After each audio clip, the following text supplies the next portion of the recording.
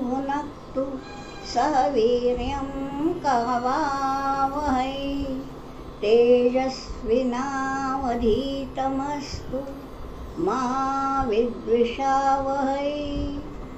ओम शांति शांति शांति।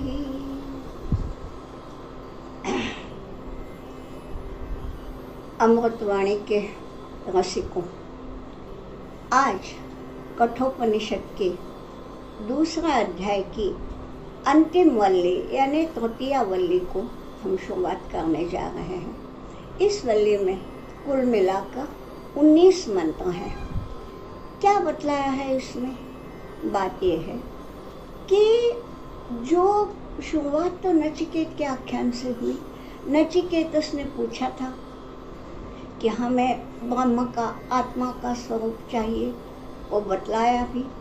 अब इस तृतीय वल्ली की जो प्रारंभ है ना, शंकराचार्य जी की भाषा से कहें तो उन्होंने कहा है कि तूल अवधारणा से ही मूल अवधारणा होती है। अब ये तूल और मूल क्या है? मूल तो आप जानते हैं, मूल यानी जड़, जिसके कारण ये सारा संसार, सारा ब्रह्मांड हुआ है, वो है मूल यानी ब्रह्म। लेकिन तूल यानी क्या?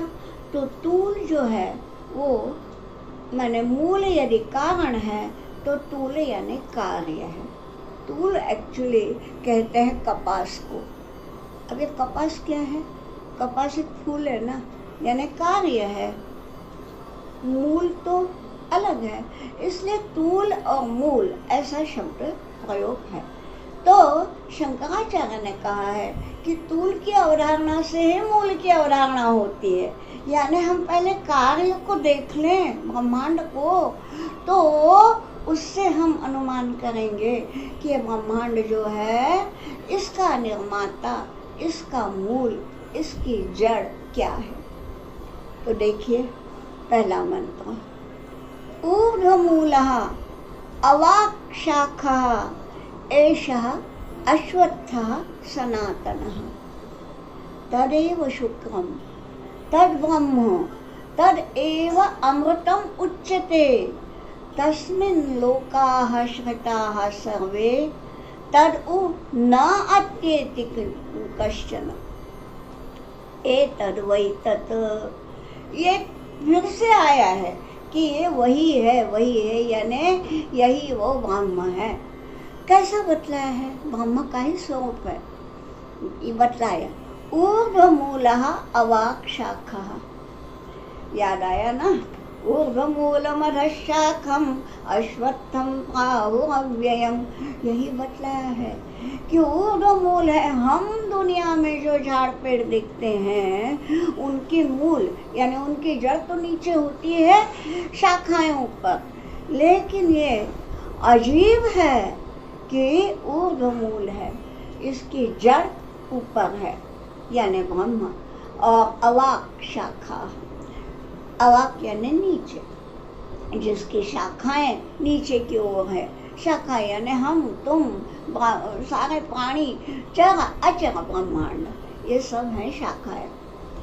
तो ऊर्ध्वमूलः अवाक् शाखः एषः अश्वत्थः सनातनः। सनातन भी को कहा है और अश्वत्थ भी कहा है। यूं तो जिन्होंने गीता जी का सुना है उन्हें पता ही है कि अश्वत्थ कहते तो पीपल को है, ये तो नाम हो गया। लेकिन अश्वत्थ की व्युत्पत्ति क्या है, डेरिवेशन क्या है? न श्वः तिष्ठति, जो कल तक भी नहीं रहता, यानी अश्वत्थ यानी जो अशाश्वत है, जो शाश्वत नहीं टिकता, वो है अश्वत्थ। तो ये ब्रह्मांड है, ये शाश्वत टिकने वाला नहीं। प्रलय हो जाएगा तो सारा ही सारा ब्रह्मांड निकल जाएगा। और यदि प्रलय की क्यों राह देखते हैं जी, अभी क्या कहर ढाया था कोरोना ने, देखिए ना, ये भी प्रलय का कुछ नहीं तो ट्रेलर ही था। बात ये है कि कुछ भी नहीं टिकता। अश्वत्थ फिर भी बोला है सनातन। अब ये कैसा है कि ये सनातन क्यों है? इसके पहले भी बता चुकी हूँ, फिर एक दफा बताती हूँ कि तन एक प्रत्यय है जो काल सूचक है। जैसे चिरंतन, पुरातन, वैसे यहाँ सनातन।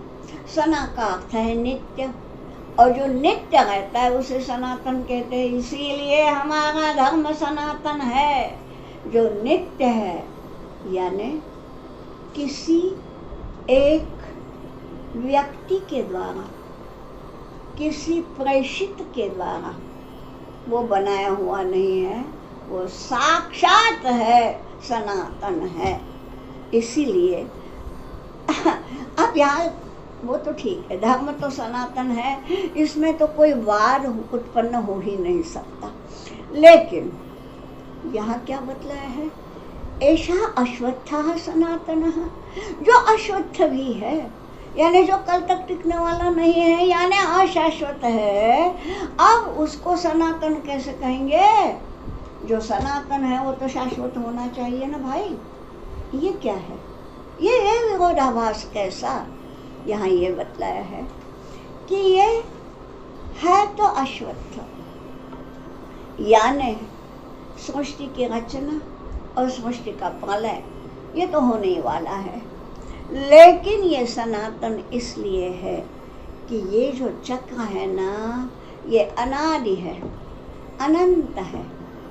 आज हम बोलते हैं, यदि कोई धर्म कृत्य करते हैं तो हम बोलते हैं 14वें मनवंतर में, ऐसा बोलते हैं ना, चतुर्दश मनवंतर है, तो अभी हम चतुर्दश मनवंतर में जी रहे हैं, यानी इसके पहले 13 प्रलय हो चुके हैं, 3 युग निकल चुके हैं, कृत युग, त्रेता युग, द्वापर युग, 3 युग निकल चुके हैं, तब कहीं हम इस कलयुग में आए हैं।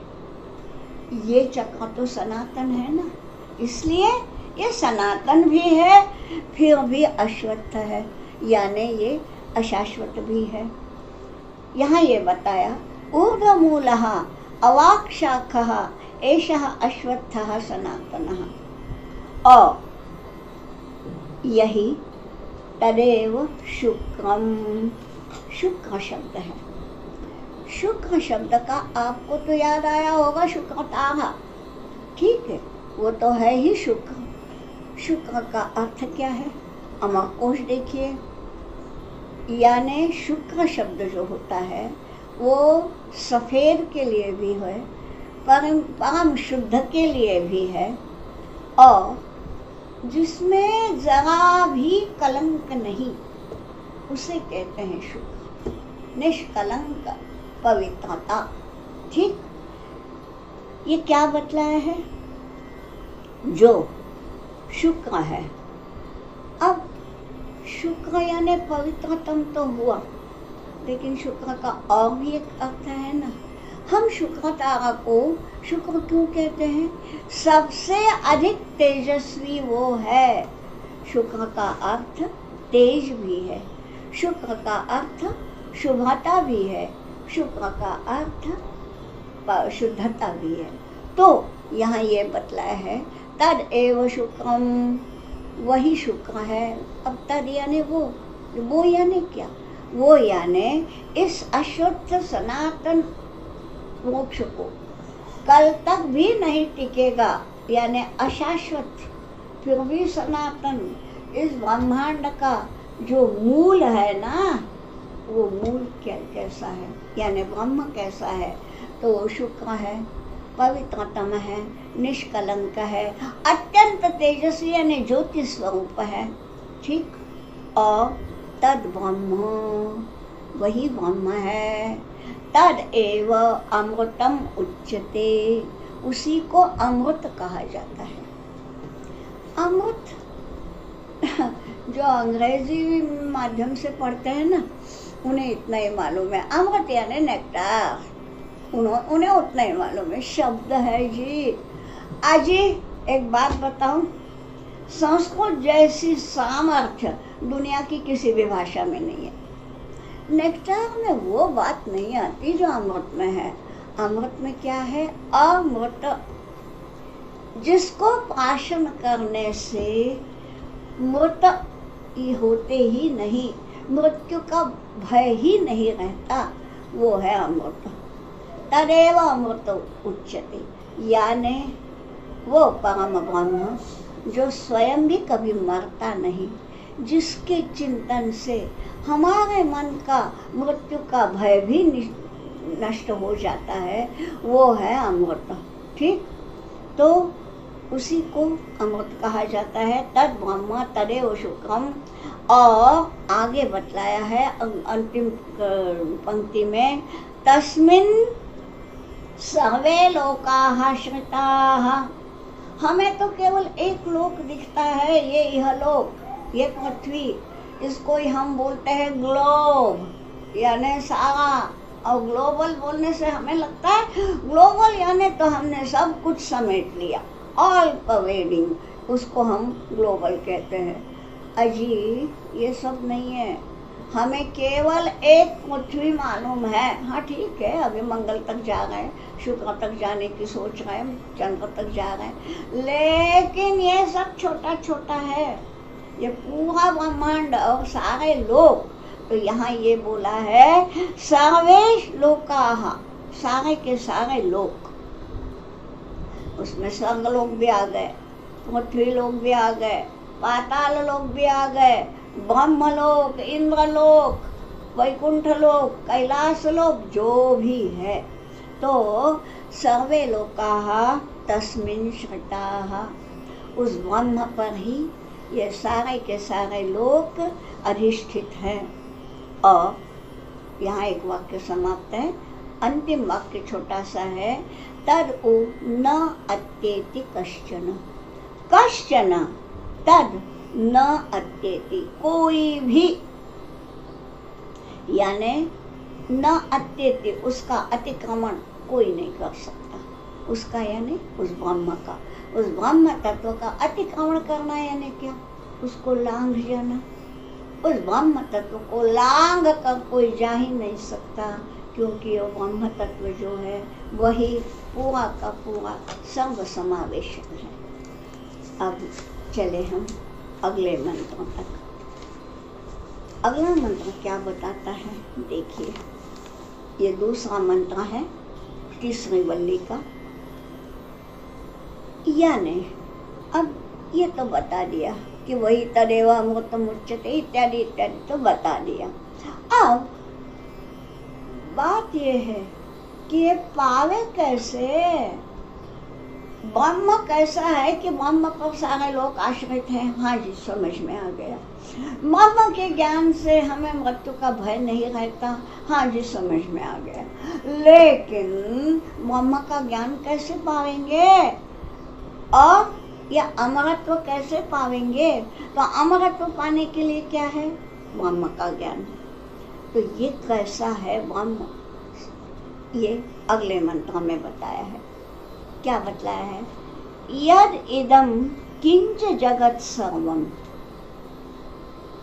प्राणे एजति निःसृतम महद भयम वज्रम उद्यतम यहाँ एतद विदुः अमृताः ते भवन्ति।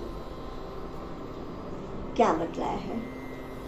यद इदम सर्वम जगत, पहले ही बताया कि तूल की अवधारणा से मूल की अवधारणा तक जाना है। तो ये जो तूल है, यानी ये तो बता दिया कि सारे के सारे लोग उस पर अधिष्ठित हैं। तो ये यद इदम किंच जगत, यद किंचित जो भी है, यानी सारा जगत। जगत का मतलब आप भट से बोलेंगे, उसमें क्या कठिन है? जगत यानी दुनिया। हाँ जी, ये तो शब्द ज्ञान हो गया। जरा डेरिवेशन में जाएंगे। गम धातु है, जो गतिशील है वो जगत। आपको मालूम है कि जितने भी ग्रह हैं पृथ्वी के साथ, पृथ्वी को भी नहीं छोड़ना चाहिए, सारे के सारे ग्रह जो हैं घूमते रहते हैं, गतिशील हैं। जो जो भी गतिशील है वो है जगत। ठीक, अब यहाँ ये बतलाया है ना, उसमें अखिल ब्रह्मांड आ गया। यत् किंच जगत सर्वम, ये सारा का सारा जो ब्रह्मांड है ना, वो कैसा है? यहाँ प्राण एजते निस्सृतम ऐसा मंत्र आपको दिखेगा। इसको हमने कैसे पढ़ना है? बीच में एक शब्द डालना है। कैसा? प्राण एजति प्राणात निस्सृतम। वह प्राणात शब्द नहीं है, वो हम समझने के लिए डाल रहे हैं कि ये सारे के सारे जो दुनिया है ना, ये क्या है, कैसी है? तो वो प्राणात निस्सृतम, ये निस्सृतम शब्द जो है जगत का विशेषण है। ये सारा जगत जो है प्राण से निस्सृत है। अब प्राण यानी क्या? प्राण यानी चैतन्य तत्व। चैतन्य तत्व यानी वही तो ब्रह्म तत्व बोलिए, आत्म तत्व बोलिए, वही तो प्राण है। ये बताइए कि जब हम कहते हैं किसी व्यक्ति के प्राण निकल गए, निर्जीव हो गया, मतलब क्या हुआ? मतलब ये कि अभी तक जो शरीर चैतन्यमय था उससे चैतन्य निकल गया, तो चैतन्य ही तो प्राण है। यहाँ ये बोला है प्राणात निस्सृतम प्राणे एजति।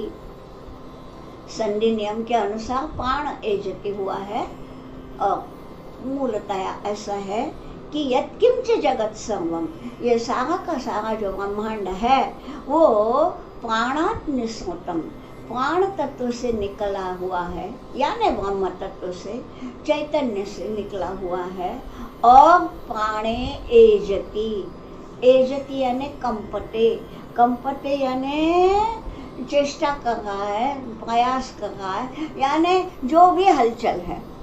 एजति कंपते, जो भी हलचल ये सारा जगत कर रहा है। देखिए ना, अब पृथ्वी है, पृथ्वी कैसी है?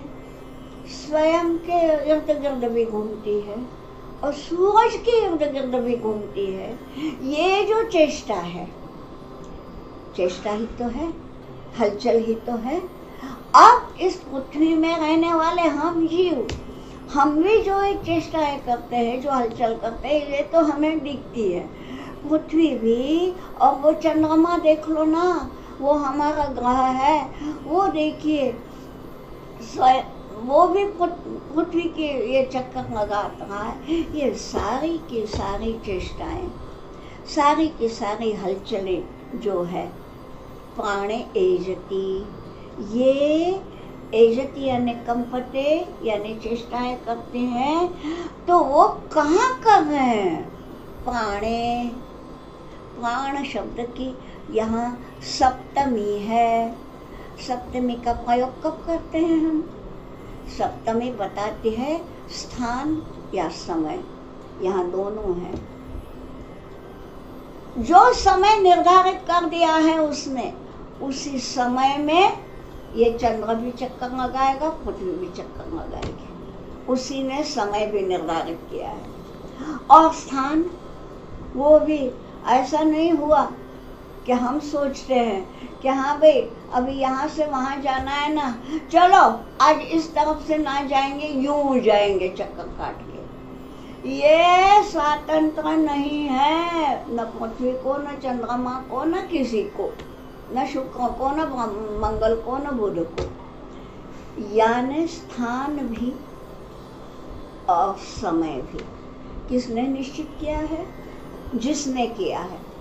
ठीक, तो प्राणात निस्सृतम, ये जो है प्राण तत्व यानी चैतन्य तत्व यानी ही ब्रह्म तत्व, ब्रह्म तत्व से ही ये सब निकला हुआ है ब्रह्मांड। और इसकी सारी चेष्टाएं भी प्राणे एजति, प्राण तत्व से ही इसकी सारी चेष्टाएं प्राण में ही निहित है, यानी प्राण से ही निर्धारित है। ठीक है, अब इसलिए ये जो है, देखिए ना, अभी जैसे यहाँ पर या अभी मार्च महीना चल रहा है, यानी कुछ गर्मी है। अब अप्रैल आएगा, मई आएगा, गर्मी बढ़ेगी, उसके बाद बारिश आएगी। अब ये जो है, ये सब क्या है? ये ऋतुओं का चक्र, ये सारा का सारा चक्र जो है ना, ये सब उसने निर्धारित किया है। ये तुम या हम नहीं कर सकते। तो ये सारा अनुशासन, ये सारा नियंत्रण जिसका है, उससे तो सभी डरते हैं ना। डरना चाहिए, डरते हैं तो नहीं बोलती। कई लोग हैं वो बोलते हैं मैं ही सब कुछ हूँ, मैं नहीं किसी से डरता। हाँ भाई ठीक है, आप अपनी जगह ठीक हैं, लेकिन उससे डरना चाहिए। तो हमें उपनिषद क्या बताती है? महद भयम, ये भय है। भय है यानी ऐसा नहीं कि हम उससे डरेंगे, उसके पास नहीं जाएंगे। बात यह है कि उसका उल्लंघन करने से हम डरेंगे, उसका ज्ञान पाने से नहीं डरेंगे। जैसे हम भूत प्रेत पिशाच से डरते हैं तो हम उसका ज्ञान भी पाना नहीं चाहते। यह ऐसा डर नहीं है, ये डर ऐसा है कि हम उसका उल्लंघन तो हमारा हाथ से नहीं हो जाए, ये डर होना चाहिए। पाप भी तो होना चाहिए, यहाँ तक ठीक है। और इसलिए बोला है महद भयम वज्रम उद्यतम, जैसे उद्यत वज्र है। वज्र क्या है? वज्र है देवताओं का जो राजा है इंद्र, उसका जो शस्त्र है उसका नाम वज्र है। उस वज्र से उसने सारे राक्षसों का, खास करके वृत्रासुर का वध किया, ठीक। और वो उद्यतम वज्रम, उद्यत है यानी वो जो आयुध है, उठाया हुआ वज्र जो है, उठाया हुआ वज्र लग रहा है। क्यों उठाया हुआ है? यानी बिल्कुल उद्युक्त है कि हम यदि पाप करें, हम यदि सृष्टि नियमों का, हमारे धर्म का मतलब फिर से बताती हूँ, रिलीजन नहीं, कर्तव्य। तो हमारे कर्तव्यों का यदि हम उल्लंघन करें तो हमें डरना पड़ेगा ही। ये बतलाया है महद भयम, क्योंकि अनुशासन उसका है। और हम यदि अनुशासन का भंग करते हैं तो उद्यतम वज्रम, तो वो वज्र उठाए हुए तैयारी बैठा है। और यह एतद्विदुः, ये एतद्विदुः, जो लोग ये सब जानते हैं, ते अमृताः भवन्ति, जो लोग ये जानते हैं वे अमृत हो जाते हैं, यानी उनके मन से मौत का भय निकल जाता है। आदमी मौत से डरता है ना। सही माने में भागवत क्या है? आपको मालूम था कि परीक्षित राजा, उसको मालूम था कि 7वें दिन में मेरा मौत है, मेरा हाथ में अब आज के बाद केवल 6 दिन बचे हैं। 6 दिन में मैं ये मेरे जीवन का सार्थक कैसे करूं? शुक मुनि ने उन्हें भागवत सुनाया। और आपको मालूम है ना कि नियत समय पर परीक्षित को दंश करने के लिए तक्षक आ तो गया, लेकिन उसके पहले ही परीक्षित ने बोला है कि मेरा मन से तो मौत का भय ही निकल गया, अब मैं जाता हूँ। और आराम से योग सिद्ध होकर के अपना जो ये प्राण रंध्र है उसके पास से निकल गए। तक्षक जब आया दंश करने तो निर्जीव शरीर था, यानी तक्षक को निमित्त नहीं बनाया, वे स्वयं निकल गए। ऐसा ही शबरी का है। शबरी ने बोला था प्रभु राम को, या आप ऐसे ही रहना, हिलना मत, मैं देखती रहूंगी, मैं आपको अपनी आंखों में भर लूंगी। और वो वैसे ही रहे, उनको आंखों में भरा शबरी ने। वो आंखों में भर के आंखें मूंद ली, योग और योग का अग्नि सिद्ध करके शबरी चली गई। ये ऐसा होता है। मौत से डरते नहीं ये लोग, हम आप डरते हैं, क्योंकि हमें लगता है मौत यानी जीवन का समापन।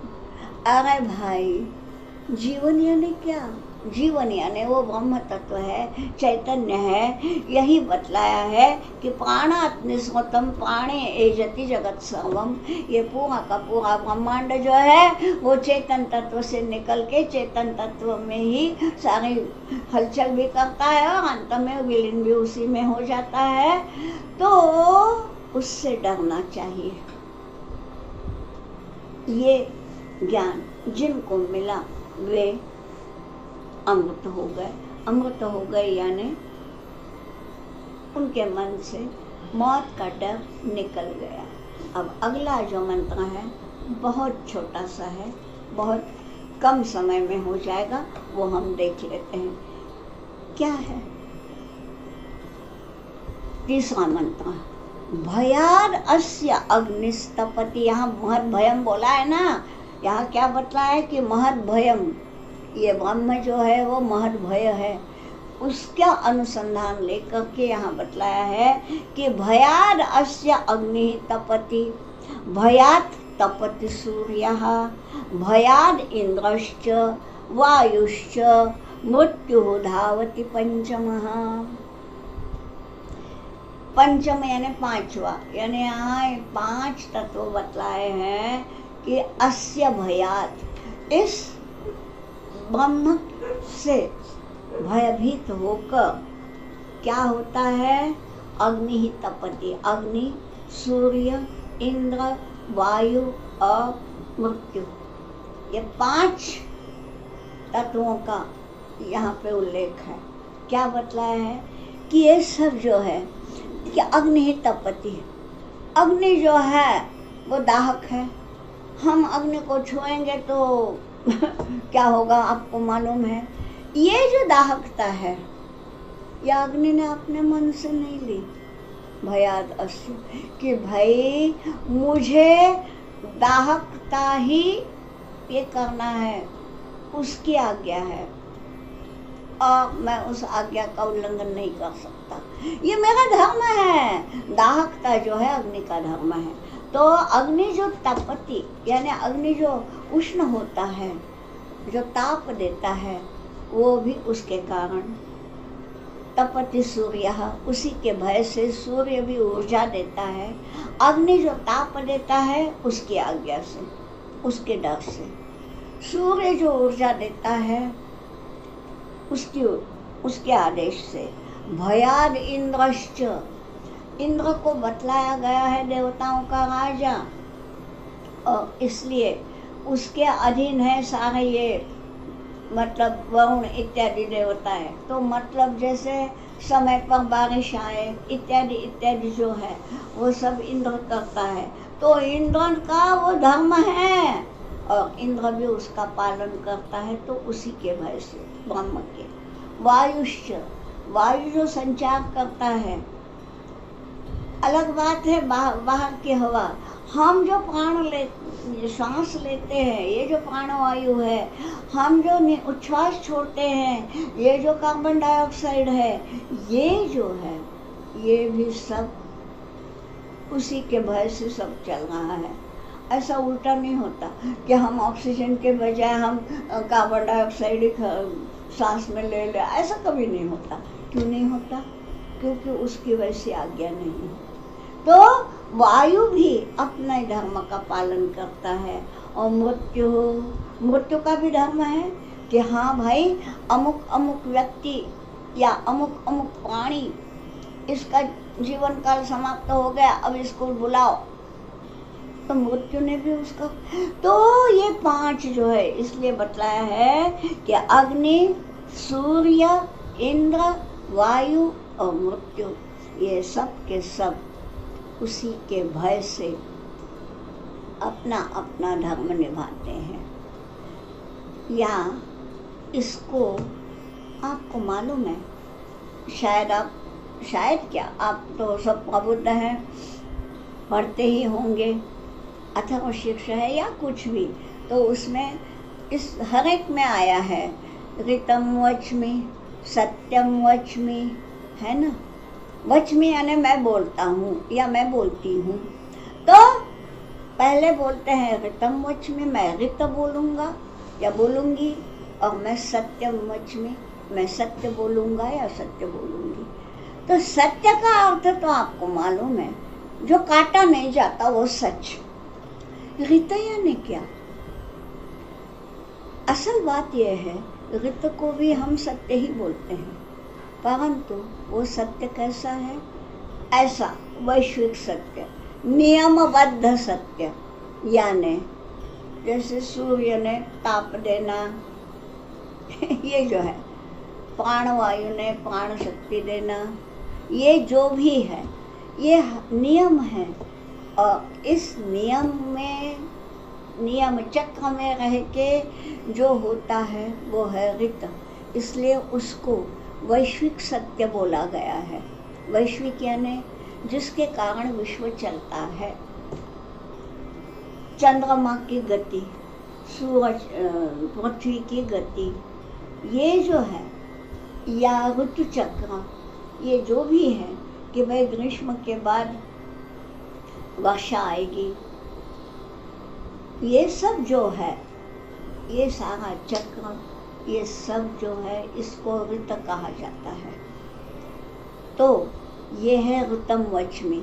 ये जो हम बोलते हैं कि मैं ऋत के अनुसार बोलूँगा, इसका मतलब ये है कि मैं वैश्विक सत्य के अनुसार, यानी जो जो धर्म मुझे दिया गया है वो निभाते हुए मैं बोलूँगा। मैं यदि गृहस्थ हूँ तो गृहस्थ धर्म निभाते हुए मैं बोलूँगा। मैं यदि विद्यार्थिनी हूँ तो मैं विद्यार्थिनी का धर्म निभाते हुए बोलूँगी। इसलिए ऋतम वच्मि और बाद में सत्यम वच्मि। यहाँ जो इस मंत्र में बयान किया हुआ है, वर्णन किया है कि भयादस्य अग्निस्तपति, अग्नि, सूर्य इत्यादि, ये सब ऋत का वर्णन है।